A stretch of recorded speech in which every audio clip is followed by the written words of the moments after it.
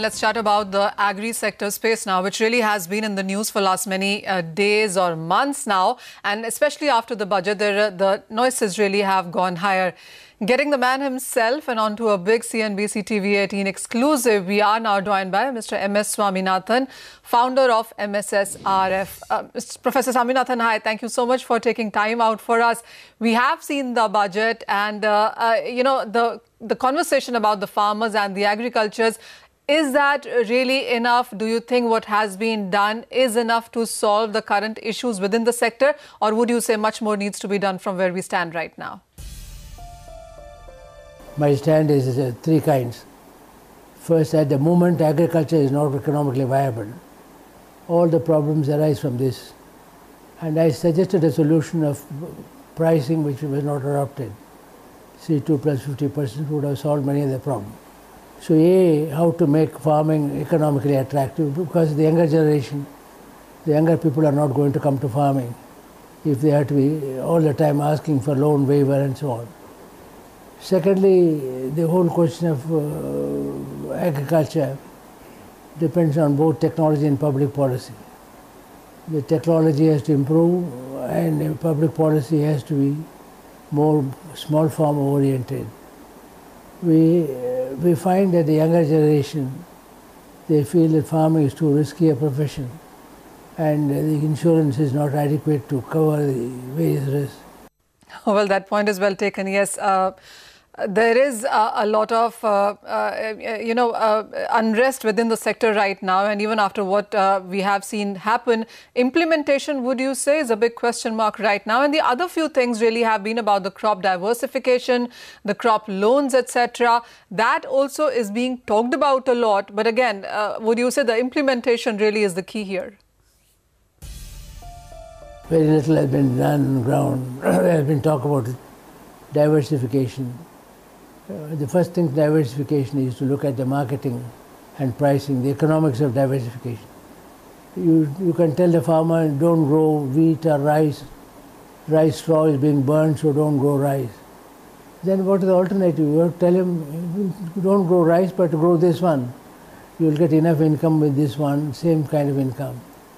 What is now not being done is follow-up suggestions which are sound, with measures which can make farming attractive.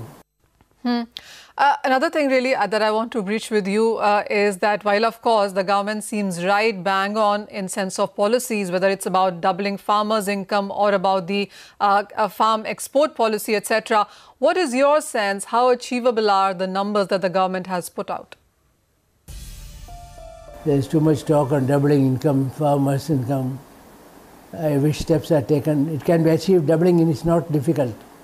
It can be achieved. We have shown it now in Myanmar, not in our country, by putting up a rice biopark along with the rice fields, which makes value-added products from every part of the rice plant, where it is the straw, the leaf, and the stem, and so on.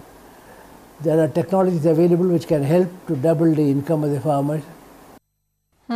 Also, what are the concerns as per you that need to be addressed at a priority? Because as we say, we've talked about farm loan waivers, we've talked about doubling farmers' income and the crop issues and direct income support to the farmers. And then, of course, irrigation, agriculture, input, output, harvest, everything is being talked about. But what is your sense on what needs to be addressed like right now? You see,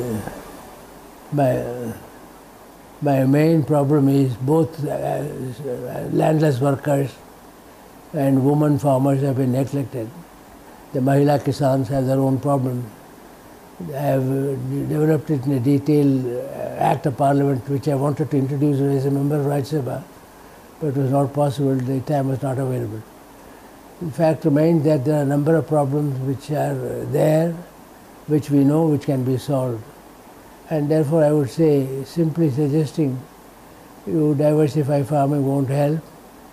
The problems of farmers, both the young farmers who have no confidence in agriculture, will give them a sustainable livelihood, and women farmers who have a lot of problems, including time poverty.